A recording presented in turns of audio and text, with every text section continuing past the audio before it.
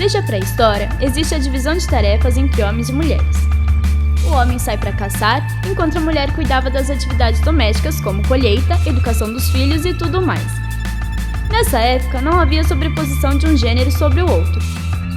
Os princípios eram estabelecidos pela mãe.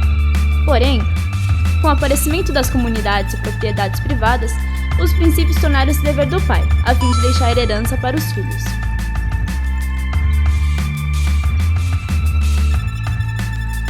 Já na Grécia e na Roma Antiga, as mulheres eram divididas em duas categorias, esposas e prostitutas. As prostitutas existiam para satisfazer os homens, deixando as mulheres para casar, puras. As esposas serviam seus maridos e eram sustentadas por eles. Sendo assim, quando uma mulher ficava viúva, ela optava pela prostituição para se sustentar. Por conta disso, essa profissão é considerada uma das mais antigas do mundo. As mulheres não eram consideradas cidadãs, pertenciam ao grupo de idiotas, como eram chamados os que não tinham direito ao voto. Na Idade Média, a sociedade era dominada pela Igreja, e as mulheres eram vistas como pecadoras em potencial, pois eram supostas descendentes de Eva. A preocupação era em manter as mulheres virgens, e de preferência longe dos clérigos. Tanto camponesas quanto damas de alta sociedade tinham como principal tarefa cuidar da casa e de sua família, então não podiam estudar, a não ser para educar as crianças. Foi na primeira Revolução Industrial que o povo passou a clamar por direitos trabalhistas, e não foi diferente para as mulheres. Foi nesse contexto que surgiram as correntes feministas. Em Nova York aconteceram 2 episódios, o primeiro em 8 de março de 1957, onde as operárias têxteis paralisaram as atividades por uma semana e foram reprimidas pela polícia. O segundo em 25 de março de 1911, onde uma nova greve terminou com a morte de 146 pessoas, sendo mais de 100 mulheres, devido a um incêndio na fábrica Triangle Shirtwaist Company. Há também quem diga, um ano antes do acidente, teve uma conferência na Dinamarca que propôs o Dia Internacional da Mulher. E uma das inspirações para nomear esse dia ocorreu em 8 de março de 1917, na Revolução Russa, quando mulheres trabalhadoras do setor de tecelagem entraram em greve e reivindicaram a ajuda dos operários do setor de metalurgia. Seja como for, essa data entrou para a história como um grande feito de mulheres operárias e também como um prenúncio da Revolução Bolchevique. Trabalho vem do latim tripalium, que se refere a um instrumento de tortura. Durante a Grécia Antiga, os homens passaram a trabalhar com a palavra e retórica, tornando-se mais envolvidos com a política. O trabalho pesado era realizado pelos escravos. Já durante a Idade Média, com o feudalismo, era muito comum a servidão. Com a Revolução Industrial, veio o desemprego e, consequentemente, o trabalho assalariado. Porém, a maior diferença de gêneros em direitos trabalhistas ocorre na licença maternidade, que dura 120 dias até 180 dias, a partir da 36ª semana de gestação.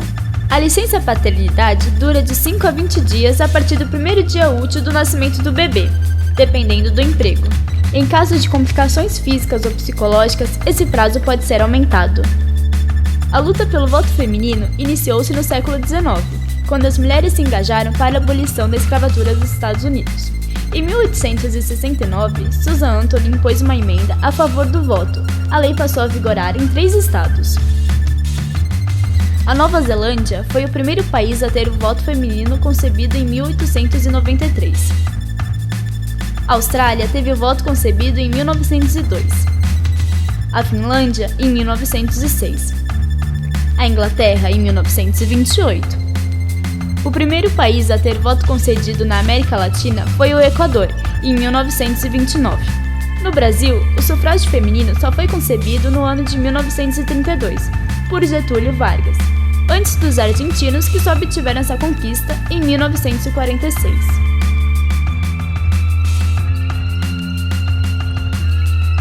Entre o fim do século XVIII e o início do século XIX, as mulheres brasileiras passaram a conquistar espaço em algumas áreas de trabalho, como na educação, devido à Conferência do Conselho Feminino da Organização Internacional do Trabalho, sendo esse um grande avanço na luta das mulheres.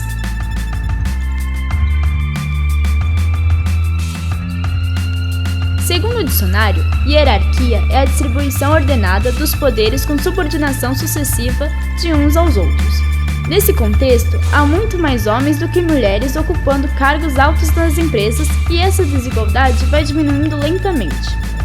Se as companhias continuarem no mesmo ritmo dos últimos anos, calcula-se que levará em torno de um século para que haja equilíbrio entre homens e mulheres nesse nível da hierarquia. Na base da hierarquia dos empregados, as mulheres representam 45% dos funcionários. O número cai a cada nível mais alto e chega a 17% no topo de suas respectivas empresas. É comum o preconceito de gênero no setor de contratação, não se restringindo apenas a homens e mulheres, mas principalmente quando se diz respeito a transexuais ou homossexuais, como se o gênero ou orientação sexual de um indivíduo devesse ser algo padronizado. É recorrente a assimilação de trabalho braçal a homens, enquanto as mulheres são limitadas a interações sociais e raros casos de administração.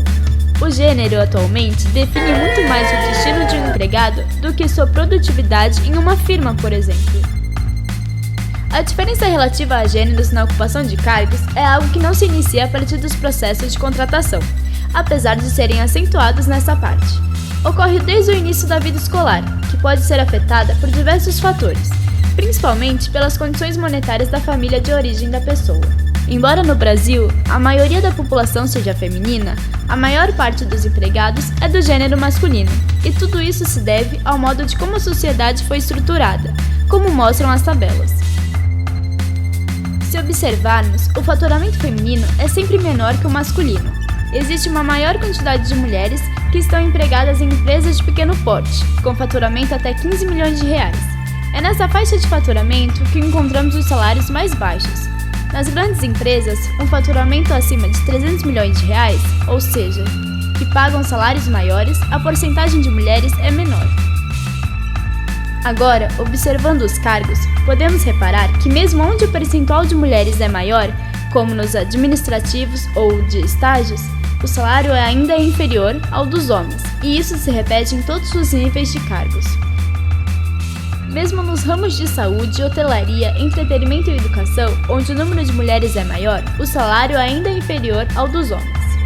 Se analisarmos por regiões do Brasil, as estatísticas mostram que os homens ganham mais no Sudeste.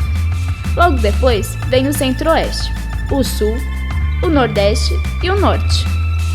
Já as mulheres ganham mais no Centro-Oeste. Em seguida, temos Sudeste, Sul, Norte e, por último, o Nordeste.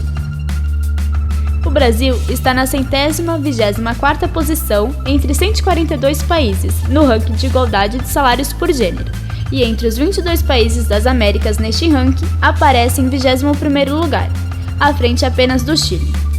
Após observarmos esses dados, você pode se perguntar: mas os homens devem ter melhor escolaridade ou um currículo mais completo, por isso ganham mais. Na verdade, não. O número de pessoas do gênero feminino que se formam na faculdade é superior ao masculino, e ainda assim, os salários são inferiores. Mas por que essa desigualdade tão grande? Além de desde pequenos sermos acostumados a esses padrões, muito nos é influenciado pela mídia.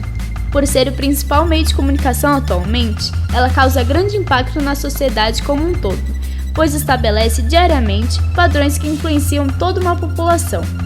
As relações de gênero na mídia se estabelecem por meio de estereótipos, como erotização, vulgarização e objetificação, algo que pode ser facilmente percebido na indústria publicitária, por meio de comerciais, propagandas, filmes, revistas, entre outros. Quando surgiu o rádio, seu principal público-alvo eram as mulheres, então os homens eram utilizados para narrar as propagandas, por possuírem voz potente e grave. Com a popularização da televisão, o formato dos anúncios passou a atender às necessidades das famílias, divulgando produtos para casa, lazer, entretenimento, entre outros. E desde então, utiliza estereótipos, na grande maioria femininos, associando muitas vezes mulheres ao produto, gerando uma objetificação. Objetificação consiste em analisar um indivíduo a nível de objeto, ignorando seu emocional ou psicológico. Quando falamos de objetificação do corpo feminino, estamos nos referindo à banalização da imagem, ou seja, a aparência importa mais do que todos os outros aspectos que as definem enquanto indivíduos. Os efeitos incluem estereotipagem, danos de autoestima e socialização. Em pesquisa recente do Instituto Patrícia Galvão e Instituto Data Popular, 84% dos respondentes concordam que o corpo da mulher é usado para a venda de produtos nas propagandas de TV. E 58% entendem que a mulher é representada como objeto sexual. Embora não seja tão presente como a feminina, a estereotipagem masculina diz respeito principalmente a atletas. O estereótipo de homem sarado é muito presente principalmente na TV e no cinema. O teste de Bechdel se baseia no questionamento se um filme, série ou qualquer obra ficcional possua dois requisitos: um diálogo entre duas mulheres e que não seja algo relacionado a um homem. Muitas obras contemporâneas falham no teste, que é um indicativo de preconceito de gênero. O teste recebe o nome em homenagem à cartunista norte-americana Alison Bechdel, que em 1985, uma personagem de seus quadrinhos expressou essa ideia. Diversos filmes famosos não passaram neste teste, como Pulp Fiction, Velozes e Furiosos 6 ou mesmo o filme da protagonista Lara Croft. Assédio. Ao falarmos de relações de gênero, não podemos esquecer de um grande problema: o assédio, que é a insistência inconveniente e duradoura em relação a alguém, perseguindo ou abordando essa pessoa, e possui suas ramificações. O assédio moral é a exposição do empregado a situações humilhantes, constrangedoras, repetitivas e prolongadas durante a jornada de trabalho. Para que seja reconhecido, é preciso que o assediador seja hierarquicamente superior ao assediado, em que haja abuso de poder que possa prejudicar o subordinado. A secretária não assedia o chefe, mas o chefe pode assediar a secretária. Já o assédio sexual é muitas vezes violento, pois é a busca de favores sexuais de um empregado por meio de chantagem ou ameaças, normalmente por alguém com superioridade hierárquica utilizando de sua chefia. A situação mais comum é a ameaça de punição ou até mesmo de demissão se o favor sexual for negado. O site Vagas realizou uma pesquisa com 70 mil empregados onde o assédio moral foi apontado por 47,3% dos profissionais e o assédio sexual por 9,7% dos que responderam à pesquisa. Mas os resultados mostram que, enquanto o assédio moral foi relatado em proporções semelhantes por homens e mulheres, o sexual é 4 vezes mais comum entre elas, já que 80% das pessoas que disseram ter sido vítimas de abusos são do gênero feminino. Segundo a Organização Internacional do Trabalho, 52% das mulheres economicamente ativas já sofreram assédio sexual.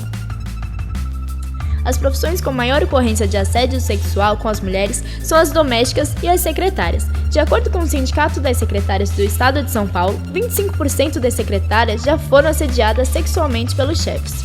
Cerca de 87% das pessoas que sofreram assédio não denunciaram o agressor, na maior parte das vezes por medo de perder o emprego. Muito já foi feito desde os tempos antigos, mas ainda existe um longo caminho a percorrer para atingir uma real igualdade. Os países que lideram o ranking de igualdade de gêneros são Islândia, Finlândia e Noruega, e 14 países já diminuíram em mais de 80% das desigualdades econômicas entre os gêneros. Se você tem atualmente 21 anos, a possibilidade de ver a igualdade de gênero no mercado de trabalho em todo o mundo são pequenas. Segundo a previsão do Fórum Econômico Mundial, será preciso esperar até 2095 para que isso ocorra. Caso o ritmo das transformações continue o mesmo, a ONU pretende diminuir a desigualdade no trabalho até 2030.